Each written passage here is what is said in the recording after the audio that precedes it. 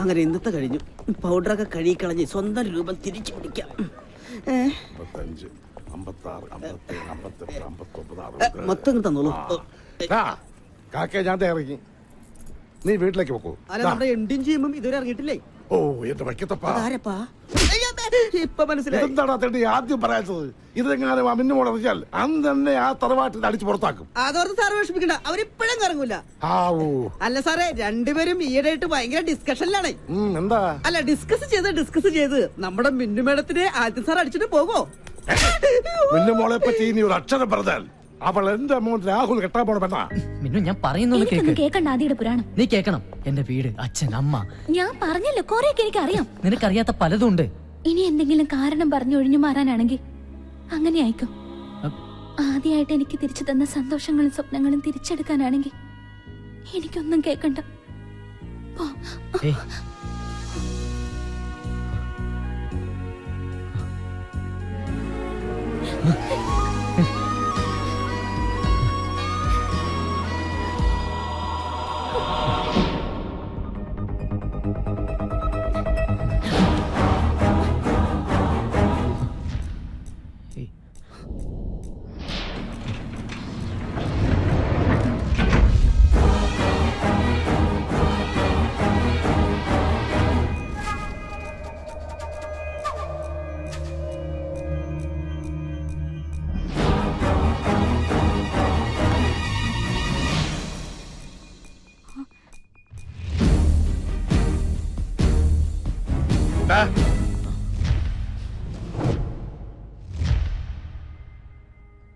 നിനക്ക് മിന്നുമോളെ ഇഷ്ടാണോ? അതെ.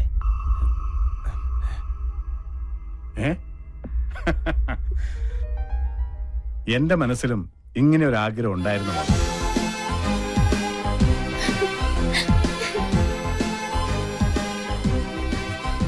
അളിയാ, പെങ്ങളെ ജീവിച്ചിരുന്നപ്പോ എനിക്ക് തന്ന വാക്കാ മിന്നുവിന്റെയും എന്റെ മകൻ രാഹുലിന്റെയും കല്യാണം. വാക്കല്ലി മാറ്റാൻ പറ്റൂ, നാക്ക് മാറ്റാൻ പറ്റില്ല.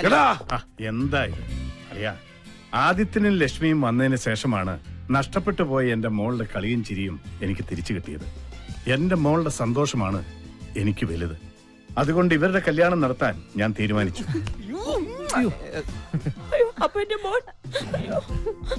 ആ ആന്റണി, ആദിത്യന്റെ കോലോത്തി എന്ന് അച്ഛനോടും അമ്മയോടും പെട്ടെന്ന് ഇങ്ങോട്ട് വരാൻ പറയണം.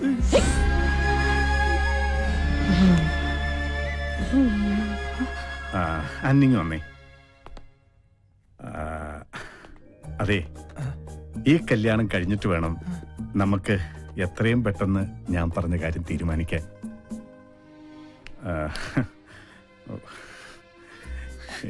ഈ കാര്യം പറയുമ്പോ എനിക്കൊരു ഏതാണ്ട് പോലെയാ ഒരിത്. ഇത്തരം സന്ദർഭങ്ങളിലാണ് സിനിമയിൽ ഡ്യൂപ്ലിക്കേറ്റ് അച്ഛനെ അമ്മയെ ഇറക്കുമതി ചെയ്യാറ്. എന്റെ മോൻ ആശിച്ചതൊന്നും ഈ അപ്പ നടത്തി കൊടുക്കാതിരുന്നിട്ടില്ല. നീ പറഞ്ഞതുപോലെ ഞാനാണ് അവന്റെ അപ്പനെന്നറിഞ്ഞ വേണ്ട, ഞാനായിട്ട് അവനൊരു ജീവിതം ഇല്ലാതാക്കണ്ട. കൊട്ടാരത്തിൽ ഒരു പെണ്ണിനെ തന്നെ എന്റെ മോൻ കെട്ടുമ്പോൾ ലക്ഷ്മിക്ക് വലിയ സന്തോഷാവും. അവരുടെ സന്തോഷ ആന്റണിയുടെ സമ്പാദ്യം.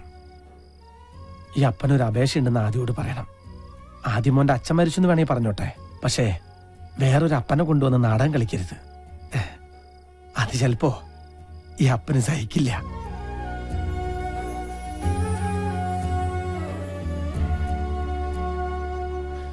ഞാൻ തടഞ്ഞില്ല. തടഞ്ഞാലും ആന്റണി ചെന്ന് നിൽക്കില്ലെന്ന് എനിക്കറിയാം.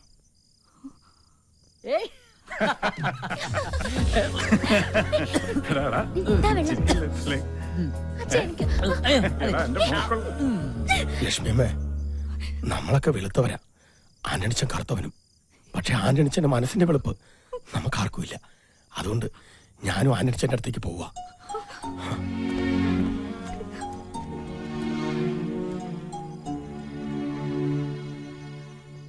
ലക്ഷ്മിയമ്മേ, ലക്ഷ്മിയമ്മ എന്നും എന്റെ ആദിയുടെ ഒപ്പം ഉണ്ടാവണം. എവിടേക്കും വിടില്ല ഞാൻ എന്റെ ലക്ഷ്മിയമ്മേ. ലക്ഷ്മിയമ്മേ, എന്താ പറ്റി? ഒന്നുമില്ല മോളെ, മോടെ സ്നേഹം കണ്ടപ്പോ. ഈ ലക്ഷ്മിയമ്മ എന്താ ഇങ്ങനെ കുട്ടികളെ പോലെ?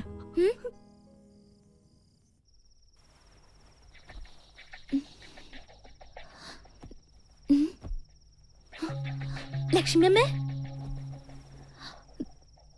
ലക്ഷ്മി അമ്മേ, അച്ഛാ, അച്ഛാ. നിങ്ങൾ രണ്ടുപേരും ഒന്നിച്ചല്ലേ ഇന്നലെ അച്ഛാ, കിടന്നത്? രാത്രി ലക്ഷ്മി അമ്മ കുറെ കരയുന്നുണ്ടായിരുന്നു. അളിയാ,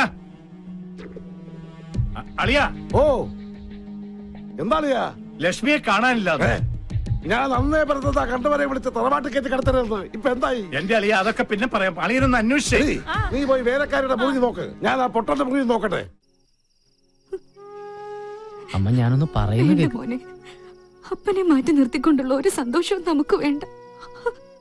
അപ്പന്റെ കണ്ണീര് വീണ കേതി പിടിക്കില്ലെന്ന് ഹൈ, അമ്മ കരയാതിരിക്കേ. നേരെ ഒന്ന് വെളുത്തോട്ടെ. എല്ലാ സത്യങ്ങളും തുറന്നു പറഞ്ഞ് നമുക്ക് ഇവിടെ നിറങ്ങാം. ആ കരയല്ലേ എന്ന്.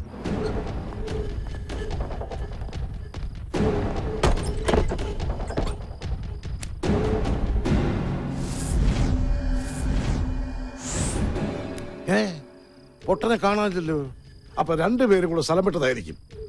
എന്തൊക്കെയാണാവോ അടിച്ചു മാറ്റിക്കൊണ്ട് പോയിരിക്കുന്നത്. ഇനി ആ മാനേജരെ പിടിക്കാം. ആ, ഓ.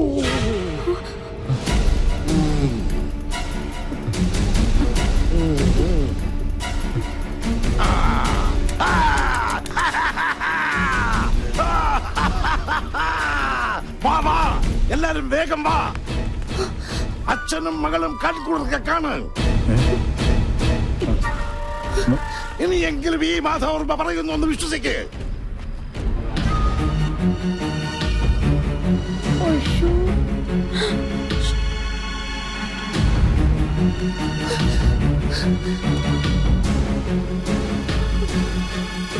എനിക്കന്നേ സംശയമുണ്ടായിരുന്നു.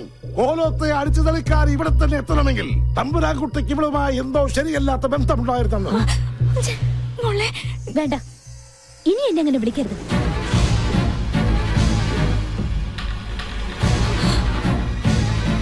ഓ, എന്നാലും നിങ്ങൾ എന്തൊരു സ്ത്രീയാണ്. മകന്റെ പ്രായമുള്ള ഒരു പയ്യനുമായി. അതെ, മകൻ തന്നെയാ. ഈ അമ്മ പ്രസവിച്ച സ്വന്തം മകൻ. ഇനിയും പറയാം, എന്നെ ഇവിടെ നിങ്ങൾക്ക് പരിചയപ്പെടുത്തിയ ഡ്രൈവർ ആന്റണി എന്റെ അപ്പനാ.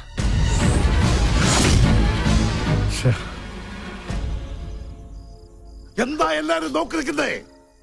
അടിച്ചിറക്കടായി തള്ളേ മോനെ.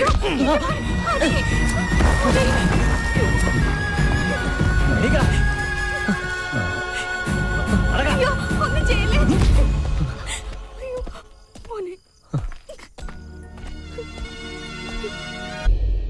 മിന്നു അല്ല, ഇന്നു മുതൽ ഈ തറവാട്ടിലെ കാര്യങ്ങൾ തീരുമാനിക്കുന്നത് ഞാനാണ്. അളിയാ, ഓ, രാഹുലിനോട് എത്രയും പെട്ടെന്ന് പുറപ്പെട്ടു വരാൻ പറയണം. മിന്നുവിന്റെയും രാഹുലിന്റെയും വിവാഹം നമുക്ക് ഉടനെ നടത്താം. എന്റെ ഈശ്വര, എന്റെ പ്രാർത്ഥന കേട്ടു. ഇന്ന് ഉച്ചയ്ക്കുള്ള ഫ്ലൈറ്റിൽ രാഹുൽ ഇങ്ങെത്തും. എത്തിയാലുടൻ തന്നെ അമ്മാവൻ രാഹുലിനെ കൊണ്ട് മിന്നുവിന്റെ കഴുത്തിൽ താലി കെട്ടിക്കും. അങ്ങനെ സംഭവിച്ചാൽ മിന്നു ഒരു പക്ഷേ ഒന്ന് പറഞ്ഞു കൊടുക്കണോ? വാ തുറന്നു. ഓ, നിനക്കതിന് സംസാരിക്കാൻ പറ്റില്ലല്ലോ. പാവം, വാ തുറക്കാൻ പറ്റാത്ത ഊമ. ആദി, രാഹുൽ കൊട്ടാരത്തിലെത്തരുത്. എല്ലാം അറിഞ്ഞുകൊണ്ട് തന്നെ മിന്നു നിന്റെ കൂടെ ഇറങ്ങി വരാൻ തയ്യാറാണെങ്കിൽ പിന്നെ നീ എന്തിനാ മടിക്കുന്നത്? എടാ ആദിത്യ, കണ്ടില്ലേ? എടാ, നിനക്ക് മിന്നുവിനും വേണ്ടി ഒരു പൊട്ടം വരെ സംസാരിച്ചു തുടങ്ങിയിരിക്കുന്നു. ഇനി എന്തോന്ന് നോക്കാനടാ. വാ പോവാം. ഇല്ല, അതെല്ലാം ഞാൻ മറക്കാൻ ശ്രമിക്കുന്ന കാര്യങ്ങളാ. ഇനിയെങ്കിലും അപ്പന്റെ ആഗ്രഹത്തിനൊത്ത് ജീവിക്കണം.